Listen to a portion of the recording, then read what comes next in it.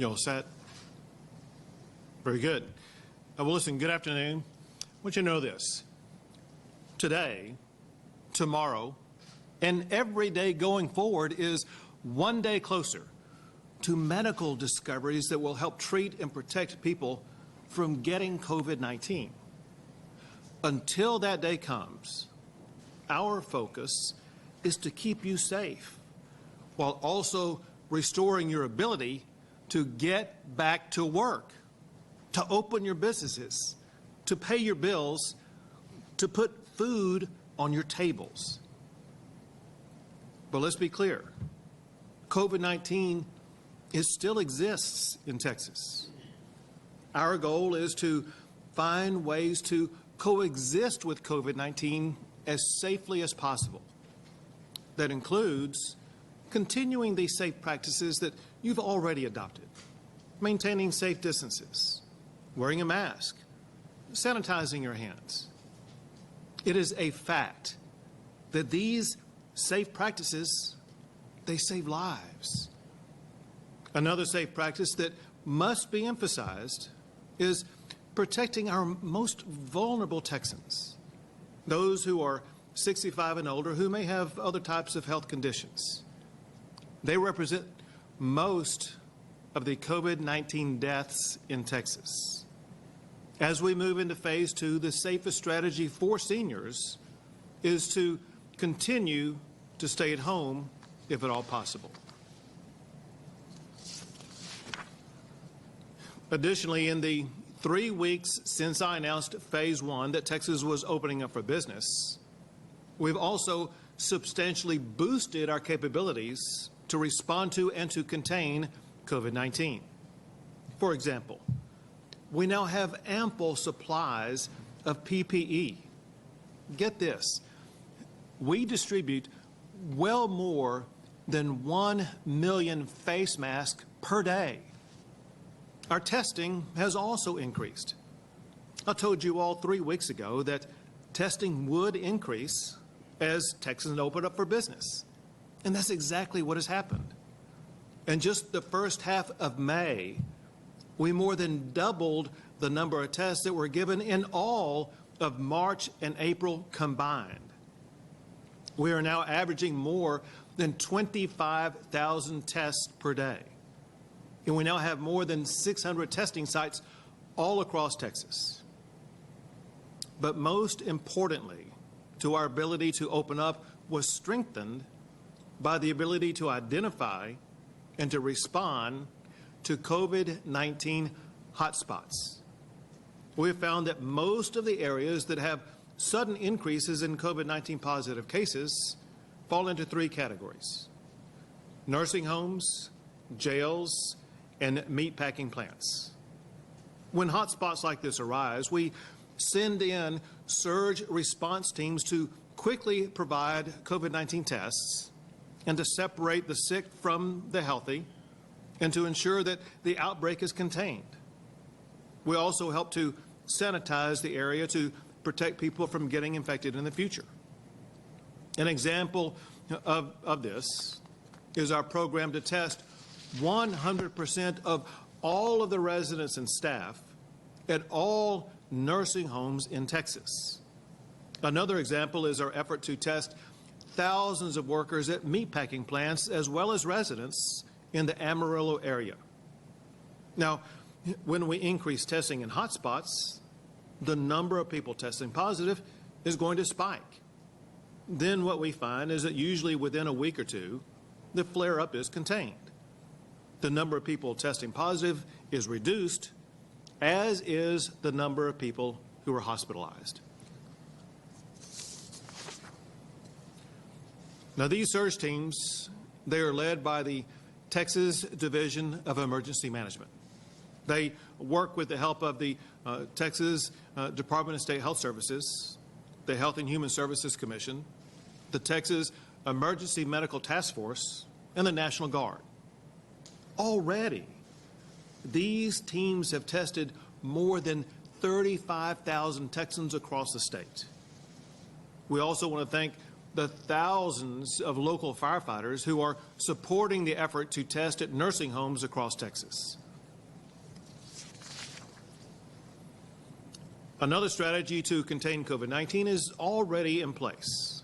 It is the voluntary test and trace system that contains the spread of COVID-19. Systems like this have been used in Texas for decades now. And I will ensure that this system protects your privacy and your personal liberty. Now, as we have advanced toward phase 2 of opening business in Texas, we have focused on several key metrics. One is the positivity rate. That is the percentage of the people tested who test positive for COVID-19. To state the obvious, as testing increases, so will the raw number of people testing positive.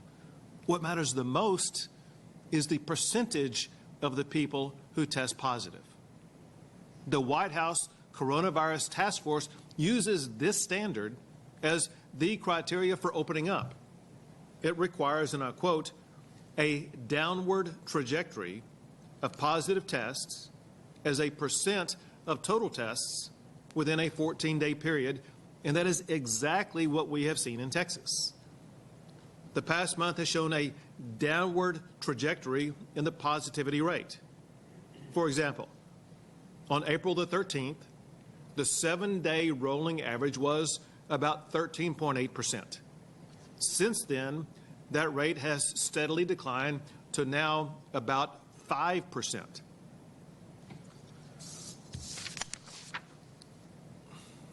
Another key metric is hospitalizations and hospital capacity. We want to avoid situations like what people saw in New York, where hospitals were overrun and they lacked desperately needed capacity. Because Texans have helped to contain the spread, we have plenty of ventilators and hospital and ICU beds. In fact, get this, as of yesterday, we had fewer people hospitalized for COVID-19 than any day since April the 21st. If our hospital capacity ever gets compromised, we will take swift corrective action to ensure that we will be able to take care of our fellow Texans. That brings me to today's announcement for phase 2. Informed by the data that I just outlined, and with surge response testing strategies in place, Texas is prepared to move into phase 2 for further opening up for business. Very importantly, every decision I have made, as well as every decision that I will announce today, is unanimously supported by our team of medical experts. From day one, our mission has been to use data and doctors to open Texas in a safe and responsible way that contains the spread of COVID-19. That commitment to data, to doctors, it underpins today's announcement. Those doctors have provided safe standards for businesses, for employees, as well as for customers. And those standards are contained in this book, and they apply to all business operations that open up in Texas during the course of this pandemic. Well, based on the advice of the best medical doctors, as well as a team of outstanding business leaders, I am proud to announce that businesses that can open up today. As you know, barbershops and hair salons, as well as gyms, are already open. Effective today, other personal service businesses will also be able to open. A list of these businesses, as well as their safety guidelines, can be found at gov.texas.gov/OpenTexas. Additionally, beginning today, businesses located in office buildings, they are able to open. They can open to the greater of 10 employees or 25% of the workforce, provided that the employees maintain safe social distancing. And listen, one thing that we all know, an important part of reopening is access to child care. So, starting immediately, child care services are able to open. That also includes programs like Boys and Girls Clubs as well as YMCA programs. Then, beginning this Friday, May the 22nd, a long list of businesses can now reopen or expand capacity. Restaurants can open to a 50% capacity. Bars, wine tasting rooms, craft breweries, and similar businesses can open at a 25% capacity. Like with restaurants, those capacity limits do not apply to outdoor areas that maintain safe distancing. In addition to that, a wide range of businesses, ranging from drive-in concerts to bowling alleys, can open up at a 25% capacity. A list of these businesses can be found at the Open Texas website.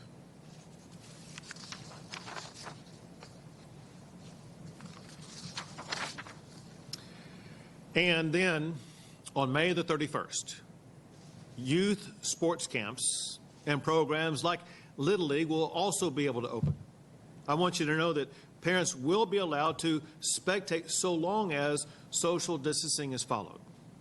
Also on May 31st, other youth camps can open, including all summer camps and other daytime and overnight camps. This includes programs like scouting, vacation Bible school camps, and 4-H camps. Also, some professional sports can return on May the 31st. That includes pro golf, auto racing, baseball, softball, tennis, football, and basketball. For all sporting and camp activities, special safety standards apply to prevent the spread of COVID-19. These can be found at the Open Texas website. Next is summer school. School districts have the option to provide summer school so long as they follow safe distancing practices as well as all other health protocols. These classes can begin as soon as June the 1st. Now, let me give you this perspective. As we open up, we must continue to place health and safety first and foremost. There may be times when a county or a region is facing COVID-19 challenges that prevent it from opening at the same pace as other parts of the state. Now is one of those times. As many people know, the area around Amarillo is suffering the fastest growth of COVID-19 in Texas. Now, this problem is largely the result of meatpacking plants in the area. That COVID-19 spread, as well as the challenges that it poses to the region, is something that impacts the regional healthcare system, and it requires a temporary pause in the opening process. The same is true for El Paso, where the hospital capacity is too close for comfort at this particular time. Now, we have surge response teams that are actively working to increase testing and to maintain hospital capacity in these regions. To ensure these regions can safely move into Phase 2, their beginning date for Phase 2 is being pushed back just 1 week. Everything in today's order that is slated to open later this week will also open in those regions 1 week from this Friday, on May the 29th. These will give those communities and our surge team response the time needed to slow the spread and maintain hospital capacity. It will ensure those communities safely move into Phase 2. The counties that are part of this delay are El Paso, Randall, Potter, Moore, and Deaf Smith. Texans have always faced adversity, and Texans have always prevailed.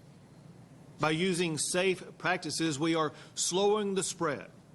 By protecting our most vulnerable, our fatality rate is one of the lowest in America. With the help of our hospitals, our recovery rate is one of the best in the country. We are getting through this. But now more than ever, we need to work together as one Texas. So as we move into phase 2, be a good neighbor. Be a Texan. With that, I'm going to pass it off to Dr. Hallerstadt. Thank you, Governor Abbott. This is a great opportunity for Texas to continue to practice the things that have been successful all along. And those are the things that we've been recommending that you can do to prevent the spread of COVID-19.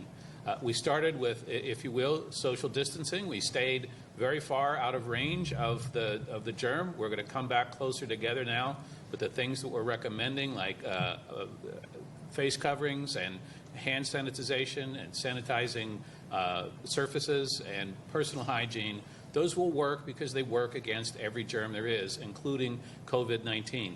But this is a test of us as Texans to make sure that we do care about not only ourselves but about each other, and we take those steps that we are confident are going to allow us to open Texas and remain safe at the same time. Thank you. James. Thank you, Governor. We all appreciate your thoughtful leadership throughout this crisis.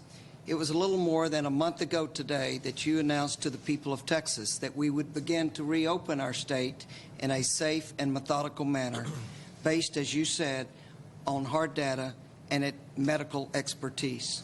And that's exactly what you've done today. Well, today is one step forward in that measured process of getting Texans back to work. The strategies that you continue to put forth are protecting our most vulnerable citizens, while at the same time aggressively responding to the hotspots in Texas that may arise. We are grateful that the health and safety of our citizens remains your absolute highest priority. And throughout this process, this has been a team approach. So I would like to thank Lieutenant Governor Patrick and his team for their support, input, and thank you, Speaker Bonin, for your continued support and input. But I would also like to thank our volunteer strike force members and our doctors. They have given an incredible amount of time to make sure that this was a success.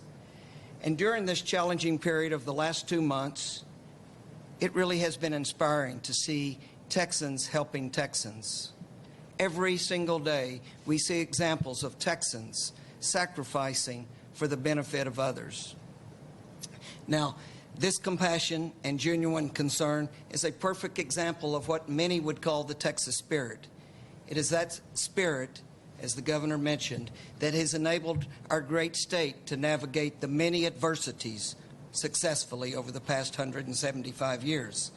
It is this spirit that our strike force feels will unite the state, and therefore we will be able to defeat COVID-19. Now, we know that Texans are hurting. We feel the heartbreak of our citizens that are out of work and struggling. So ever more a reason to get the Texas economy back on track. However, we know that if this is to be done, we must contain the spread of the virus and keep Texas safe. So as we go forward and take another step forward, it is essential to realize that each Texan must do their part. Each of us has a profound responsibility, not only for our health, but the health of our employees, the health of our customers, the health of our friends and our family. And that personal responsibility includes maintaining social distancing, following the guidelines on sanitation, and wearing a mask in public. And over the last couple of months, many Texans have sacrificed to get us to this point today. Therefore, our strike force believes that the entire business community will strictly follow these guidelines so that we can go forward, because we don't want to take one step forward and then 2 steps backwards. The next 2 weeks will be critical in our fight against this virus. However, if we all uncompromisingly hold our strong commitment to personal responsibility and embrace the Texan spirit of Texans helping Texans, I'm confident we will get through this unprecedented challenge together. And again, I want to thank Governor Abbott for his unwavering dedication to opening Texas in a safe and responsible manner. Thank you, James. Now, Lieutenant Governor Dan Patrick. Thank you, Governor. Each time we've been at this press conference over the last several months, I pointed out the most important member of the team is you, 29 million Texans that have allowed us to get to this position. It's those of you who have been responsible, as the governor said, have been good neighbors and good Texans, and the business community I'm so proud of. I've been out the last couple of weeks since we've opened up, and I'm so proud of the businesses and their employees that are working so hard to make you feel safe when you enter their business. It takes more than just opening up. It takes customers so that those restaurants can thrive and our retailers can thrive. Just because we have been locked down for nearly 2.5 months doesn't mean that we have eliminated the virus, nor does it mean that we're now going out in a bigger way, that it means it's behind us. We're doing two things at once, and that is protecting life, protecting the health care of citizens, as the governor said, sending in our teams where we have hot spots, and at the same time trying to return to a sense of normalcy and revive this economy so that you can go back to work, so that our businesses can flourish, and that Texas can once again lead this nation. We are today, we will in the future, and we're going to do that because of 29 million Texans. We're all going to work together as partners. Texans, one strong state, going to lead this nation again out of this pandemic. So thank you for everything you've done. Thank the business community. And as we always say, thank our healthcare workers, our first responders, and those grocery workers who have been there since day one, never locked down, serving us and taking great risks. We thank you on behalf of all Texans for being there for us. Thank you. Good job. Speaker Bonnet. Thank you, Governor. And again, I want to thank the governor for his leadership, his team, all of those in state government, Nim Kidd, Dr. Hellerstadt, have done a tremendous job. And it's been mentioned today, we can open Texas, and the governor has given us a great map and has opened up more and more of Texas today and in the future. But the reality of it is Texans have to feel safe and confident for those businesses to flourish in the way the governor and the rest of us desire. So it is important that we continue to follow these health guidelines. We continue to take face coverings and social distancing and hand sanitation into mind, because Texans have to feel confident in being a part of this economy for us to restore our businesses to the flourishing that they had pre-COVID-19. So it's vital that we continue to be responsible and respectful and compassionate to each other so that the dream of a vibrant Texas comes back even sooner than possible. Again, I want to thank everyone who has worked at making this effort. It is one that we are all very connected in. And without each other, we will not succeed in restoring our economy and defeating COVID-19. Thank you, Governor. Thank you. Now, Chief Nim Kidd. Thank you, Governor. I want to reiterate a few facts that you said about the over 600 testing sites that are open in Texas today. I ask all Texans that are symptomatic, please go and get a test at any one of these sites. Governor, we're also proud to say Texas Military Department will be adding another 14 teams by the end of this week. So 64 Texas Military Department teams will be out doing drive-through testing. I want to thank the firefighters across the state who have risen to the challenge to go out and help us get nursing homes tested by next Monday, and the thanks for all that they do. Our supply chain is getting stronger, Governor. Our testing capability is getting greater. And I want to take just a moment to thank all the lab technicians in the public labs, the university labs, and the private labs. They've been working around the clock to deliver those results. Much needed. Thank you. Thank you, Chief. Now we'll take a few questions. Governor, would theme parks like Six Flags, SeaWorld, and Schlitterbahn be able to reopen? You mentioned some other types of... Sure. So we are closely looking at organizations and theme parks like that.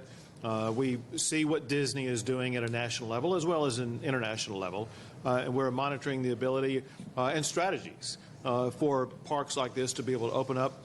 We understand how critically important they are to the tourism industry and for the entertainment industry in the state of Texas, as well as a place for children to be able to go to. And so once again, it's an area that we want to open as quickly as possible. However, there are unique challenges in making sure that they can open in ways that contain COVID-19 and just know that some of the best professionals in America and the world are working on those strategies as we speak. Governor, is the State Health Department commingling the numbers with antibody testing and live virus testing? If so, how is that impacting, you think, the confidence of Texans in the numbers that we're providing as you make these decisions to reopen? Sure. The answer is no. They are not commingling those numbers. Those numbers will be provided separately. Governor, everything you say is looking pretty good, but what would be this precise trigger for a retrenchment? Can you tell us now so we know what to expect? Very importantly, one thing that we announced today is something that is not a retrenchment. What we announced today for 2 regions of Texas is a temporary pause for 1 week of when they are able to reopen. And so what our primary goal will be is not to go to a point of retrenchment, but just slow the opening only in cases where needed. Candidly, what we're dealing with in the Panhandle, or certain counties in the Panhandle, in El Paso, would be either a meaningful outbreak that we are in the process of containing, or concerns about hospital capacity. We feel, especially as it concerns hospital capacity, we have the strategy in place already where we can assist various counties in being able to quickly expand their hospital capacity if needed under 2 strategies. One is, as I previously announced, we are now allowing elective surgeries to proceed forward. So the first response would be to halt elective procedures to make room for any necessary hospitalization. Second thing, you may recall a press conference we had about a month ago where Dr. Zerwas announced multiple surge capacities strategies in hospitals that would provide additional hospital capacity. So those would be the first 2 strategies we would go to in the event that particular areas were limited before even having to consider a retrenchment. We've seen no evidence, no signs that raise any concerns about the possibility of retrenchment in Texas. To the contrary, I will add to you this. We have seen outbreaks take place in some other regions in the state of Texas. I'll mention Shelby County and Panola County in East Texas. I'll mention Washington County as 3 examples of where there were outbreaks for different reasons, but those outbreaks were contained, and even though they had a spike in people testing positive, that spike soon receded and has returned to a normal rate. We think the same thing is going to happen in the Amarillo region, in the El Paso region. And so my point is that we've seen spikes happen before. We've seen the containment of spikes take place. And so we know how to do this. And so as we move forward, we will be prepared to deal with spikes and expect a similar response in the future to the success that we've seen in the past.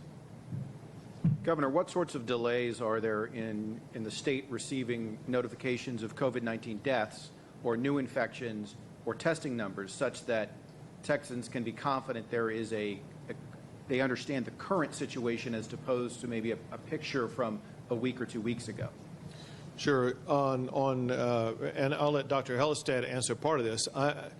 I'm unfamiliar with, if you would, so-called delays in deaths. Here is a reality, and that is if a person loses their life, there may be a period of time, meaning a period of days, where there would be a determination, as there often is, even outside of the pandemic, about identifying what is the cause of death. And so sometimes that just takes a day or 2 before it is added to the system. I will tell you something that we experienced that happens from time to time that relates to the tests, and that is there might be a private lab that is a day or 2 late in reporting all of the tests that they had, and so there could be a 1 or 2 day time lag. That's exactly why we like to look at figures on a 7-day rolling basis. That way you're not hinged to any one particular day, what any one particular day's data may mean, because it could be off by a day or 2. More important is to look at 1-week averages, and that gives you a better feel for what's happening in the state of Texas. Do you want to add anything more about that? Yes, Governor. I would just add, we do not want there to be any delay in the reporting of deaths. And so one of the things that we do is to keep up with that, looking and scanning at all of the city and county health department data that they post. So if they post it as a death, we include that in our daily counts. It may turn out that in some cases later on, it might be that that death is not primarily attributed to COVID-19. So there are some things that can be corrected later on. So we want to, if you will, give the most current data that we can, and rely on the city and county health departments to do that. And then, as the governor mentioned, as far as test results, in some cases, keep in mind that normally for reportable diseases, labs and doctors are really only required to report the positive tests. In the case of COVID-19, obviously, we want both. We want the positive and negative tests so we can calculate the percent positive rate. So in some cases, the data feed on the total number of tests or the negative tests, we had to make corrections for that. So again, that's a reason to use a 7-day rolling average to even out those corrections. I just need to ask Dr. Hellerstedt a follow-up. Hospitals that were not reporting negatives, are your figures now corrected, or is there a date we can point to that we just look at since then and we have the full picture? We believe they're now corrected on a go-forward basis.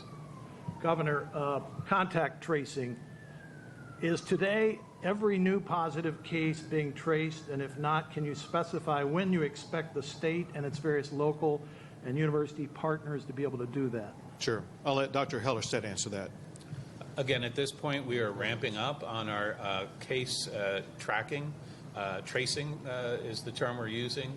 I would not say that we are able to contact every single positive test at this point. We eventually believe we will need a workforce of somewhere around 4,000 in order to do that. And then in addition to that, we have essentially a web-based application that's going to cover the entire state and enable coordination of the case tracing across the entire state. And that's still being developed. It's being developed at a very fast rate, and it's being perfected so that we understand what the users need, and it becomes a very useful tool. So when we work with our city and county health department partners on this, we will give the option of them to either tie their data into that system or use that system directly to do their own case tracing work. Right now, we are ramping that up as fast as we can, but it's a fact that we are not able at this point to do tracing on every single positive case. Given the unemployment numbers, what do you say to Texans who are still without work, and any efforts the state will continue to make to help them as they navigate through this? Unemployment numbers are too high and unacceptable. That said, I will tell you that according to the Dallas Federal Reserve, Texas has the lowest unemployment rate of any of the large states in the United States. What we intend to do to lower the unemployment rate even more is to continue this process of opening up Texas. The reason why the unemployment rate is where it is because of the businesses that were shut down. The best thing that we can do is to continue to open up. Our fellow Texans need to understand that one of the most important strategies that we can utilize to make sure that Texas can continue to open up is to have all Texans continue the process of distancing practices, hand sanitization, making sure you do everything possible to reduce the spread of COVID-19. The more we do that, the more we can safely open up. The more we can safely open up, the more Texans can get back to work, pay their bills, get off of the unemployment lines, and get back into the workforce. Governor, now, though some emergency benefits provided by Congress lately are not restricted to U.S. citizens and legal residents, there's been a chilling effect for undocumented immigrants. According to some news reports, they're fearful of deportation and not taking advantage of some of these benefits that they are eligible for. Should the state do more to educate, say through PSAs, Texans about which programs are universally available, such as that pandemic electronic benefit transfer on school meal replacement you announced last week, or that there's pools of money for health care providers to administer COVID tests to the uninsured and non-citizens with no effect on public charge or immigration enforcement. So I'm on TV every day, multiple times a day, talking about all of these strategies that make available to anybody in the state of Texas, whatever resources are available. And then, as you know, and as your paper has published, we provide that information publicly that does get repeated multiple times a week. And so we will continue to make sure everybody in the state of Texas is aware of all of these different programs that make benefits available. So, Governor, I know you've asked people to be careful, to be respectful of others, at the same time patronize businesses, but if you go to parks or, bike thoroughfares, you see a lot of people not maintaining social distance, not wearing masks. How do you balance the idea of telling people they can go out while at the same time being respectful of others or wearing masks if needed? Well, among other things, you need to make sure you're not jumping to conclusions, and that is some of the people who may not be distancing, that could be family members. And family members don't need to distance themselves from others because they congregate within a family all the time anyway. But that said, one thing that we know for a fact with an infectious disease that does not yet have a cure is that the more people do practice safe distancing, the more we will be able to reduce its spread. So that's exactly why both today and every day, I and everybody else with me, we strongly urge all Texans to continue safe distancing practices, to wear face masks if at all possible, to sanitize your hands, do everything you possibly can to continue to slow the spread. If you do that, there will be more opportunities to open up the state even more. Thank you all.